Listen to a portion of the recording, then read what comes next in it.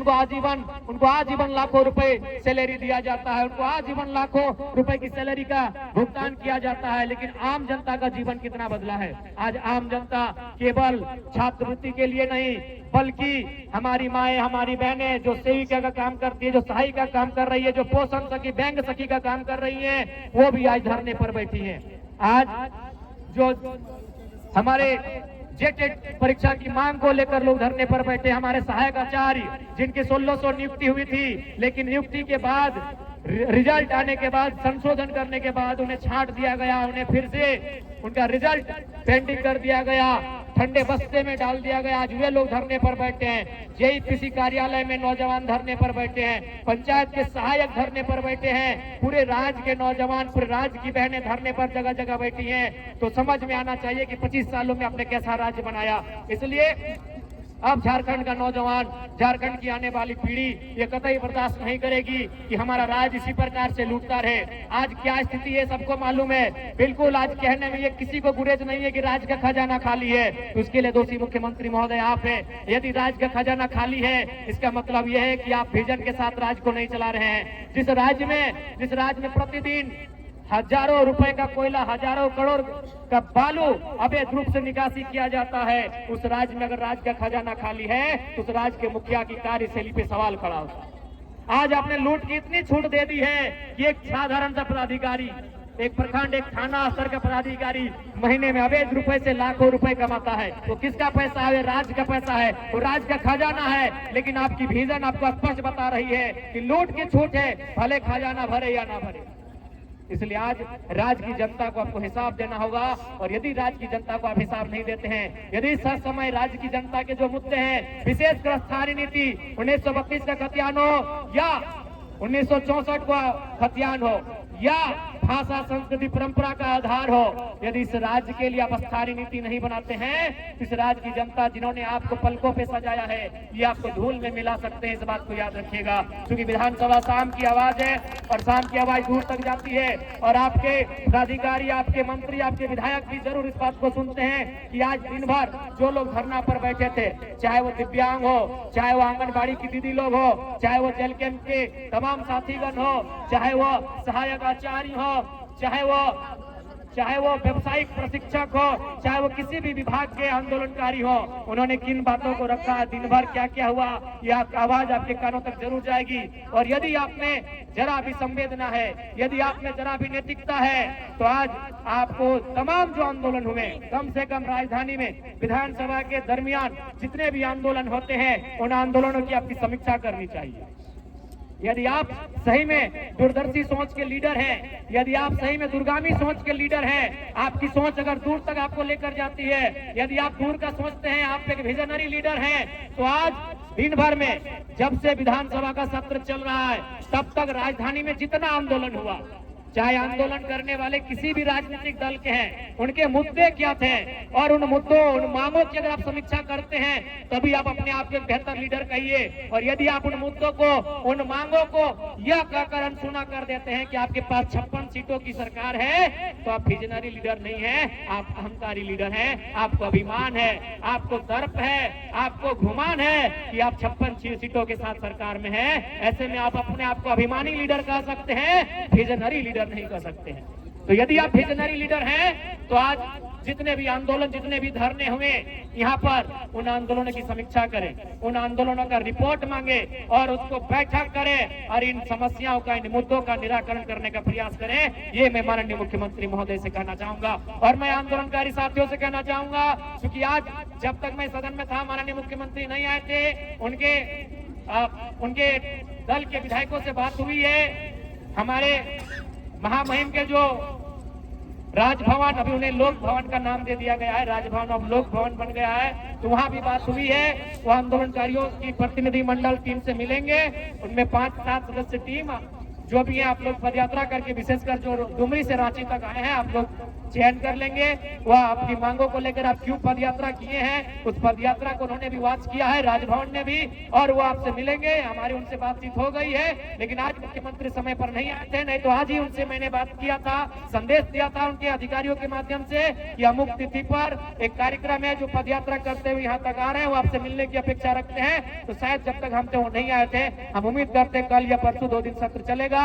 जो भी पद यात्रा करके विशेषकर जो 180 किलोमीटर चले हैं, उन्हीं में से 5 या 7 प्रतिनिधिमंडल का चयन किया जाए और वह मुख्यमंत्री से भी मिलेंगे और महामहिम राज्यपाल से मिलेंगे और मिलकर हमारी जो समस्याएं हैं उन समस्याओं से उनको अवगत कराएंगे और निराकरण करने की दिशा में वो कार्य करेंगे, ये उनसे हम अपील करेंगे। क्योंकि रात्रि का समय है, हमारी माताएं बहनें भी काफी दूर दराज से आई हैं। सबसे पहले मैं पुनः आपके इस हौसले को, गर्भरात की ठंड है, बिल्कुल रांची के ठंड बाकी जिलों की ठंड की तुलना में ज्यादा है, उसके बाद भी आपने इस ठंड की परवाह ना करते हुए इस राज्य के भविष्य के लिए, इस राज्य की स्थानीय नीति के लिए, इस राज्य के पढ़ने वाले स्टूडेंट की स्कॉलरशिप के लिए, इस राज्य के तमाम ऐसे लोग जो आज सिस्टम से प्रताड़ित है, सिस्टम से हतोत्साहित है, सिस्टम से परेशान है, उनकी आवाज बनने के लिए आपने 180 किलोमीटर की जो यात्रा की, यह यात्रा झारखंड के इतिहास में, झारखंड के आंदोलनों के इतिहास में स्वर्णिम अक्षरों में लिखा जाएगा।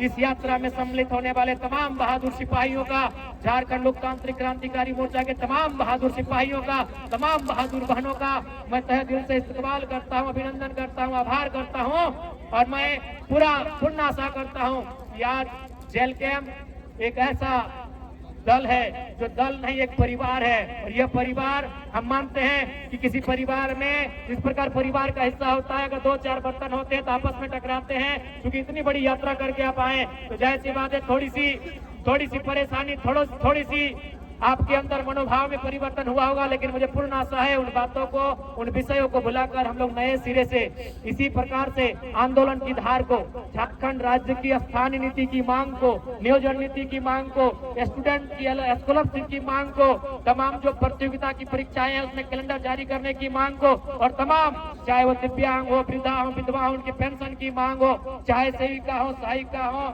चाहे सखी हो, उनके मानदेय की वृद्धि की मांग हो, चाहे कोई भी विभागीय कर्मचारी हो, उनके वेतन की मांग हो, उनकी मांग को लेकर हम लोग आगे भी चरणबद्ध तरीके से आंदोलन करेंगे। यही प्रण के साथ हम लोग यहाँ से जाएंगे। हम आपसे यही अपेक्षा करेंगे, चूंकि लड़ाई लंबी है, आप इस बात को भी याद रखिएगा। मानते हैं आपने एक लंबी यात्रा तय की, 180 किलोमीटर की, आपने 6 दिनों का समय तय किया है। आपने मानसिक रूप से, शारीरिक रूप से अपने आप को बहुत ही कष्ट दिया है, लेकिन इस कष्ट का परिणाम जरूर आएगा। क्योंकि झारखंड राज्य हमें एक दिन में नहीं मिला है, हमें अपने इस कष्ट को अनुभव करते हुए उस कष्ट का भी अनुभव करना होगा। इसी राज्य से बिरसा मुंडा, भगवान बिरसा मुंडा को जेल में किस प्रकार की यातनाएं मिली थी, आपको उस कष्ट का भी अनुभव करना होगा कि किस प्रकार निर्मल महतो के सीने में गोलियां दाग दी गई। मैं मानता हूं आपको कष्ट हुआ है, लेकिन आप कष्टों का भी अनुभव करते हुए इस राज्य की बेहतरी के लिए, इस राज्य के लोगों की बेहतरी के लिए हमें संकल्प लेकर अपने आंदोलन को चरणबद्ध तरीके से आगे बढ़ाने के लिए प्रण लेना होगा। मैं सभी यहाँ पर उपस्थित अपने सभी सिपाहियों से, अपने सभी साथियों से, माताओं बहनों से, नौजवानों से ये अपील करूंगा, ये अनुरोध करूंगा। क्योंकि समय का अभाव है, ज्यादा समय नहीं लेंगे। पुनः आज 6ठा दिन इस यात्रा का, और हम पुनः जो हमारी मांग रही थी, जेल कैंप का जो उद्देश्य रहा है झारखंडियत, आज स्थानीय नीति की जब हम लोग बात करते थे, जब हम लोग 1932 खतियान की बात करते थे, तो इसी राज्य में बहुत सारे लोग हमारा उपहास उड़ाते थे। विशेषकर जो अन्य राज्यों से हैं वे लोग हमारा उपहास उड़ाते थे। खासकर हमारे पड़ोसी राज्य बिहार से जो लोग यहाँ रहते हैं वो उपहास उड़ाते थे। लेकिन आज वो देख सकते हैं बिहार राज्य में भी वहाँ के नौजवान में डोमिसाइल पॉलिसी की मांग करने लगे हैं। आज तेजस्वी जी विपक्ष में बैठे हैं, लेकिन जब चुनाव का प्रचार चल रहा था और जब वो जनता से वादा कर रहे थे हम सरकार में आएंगे, तो वो डोमिसाइल पॉलिसी लागू करने की बात कर रहे थे। इसलिए यदि कोई बिहार किसी भी राज्य के लोगों ने जब हम लोगों को उपहास किया था कि ये किस खतियान की बात कर रहे हैं, ये किस नियोजन नीति की बात कर रहे हैं, ये किस स्थान नीति की बात कर रहे हैं, तो आप भी आकलन कर लें, आप भी अपने आप में झांके। अब आपका राज्य भी डोमिसाइल पॉलिसी की बात कर रहा है, स्थानीय नीति की बात कर रहा है। क्योंकि जैसे हमारे राज्य में अन्य राज्यों के अभ्यर्थियों का, अन्य राज्य के अधिकारियों का दबदबा बढ़ा है, यह भी सच है। बिहार में भी, उत्तर प्रदेश समेत कई राज्य हैं जिनका दबदबा बढ़ा है और आज बिहार खुलकर उनका विरोध करने लगा है। बिल्कुल यही समस्या हर एक राज्य की है। आप केंद्र की नौकरियों के माध्यम से किसी राज्य में आए, किसी को आपत्ति नहीं है। आप बीएसएफ के रूप में, आप सीआईएसएफ के रूप में, आप तमाम नियुक्तियां हैं जो केंद्र नौकरियां हैं, उनके रूप में आप किसी भी राज्य में आए, किसी ने आपका प्रतिरोध नहीं किया है। लेकिन आप किसी राज्य की नौकरियों में दूसरे राज्य के लोग अभी फर्जी तरीके से आएंगे और बहुत भारी संख्या में आने लगेंगे, तो हर एक राज्य विरोध करेगा। क्योंकि उस राज्य का वो मौलिक अधिकार होता है, उस राज्य का वो निजी अधिकार होता है, उस राज्य का वो संरक्षण का विषय होता है। इसलिए मैं आपके माध्यम से, मीडिया बंधुओं के माध्यम से पुनः स्पष्ट करना चाहूंगा, हम लोग कल भी स्थानीय नीति के साथ खड़े थे, हम लोग कल भी खतियान के साथ खड़े थे, हम लोग कल भी थे, आज भी हैं और कल भी रहेंगे। जब तक हम रहेंगे झारखंडियत के मुद्दों के साथ रहेंगे।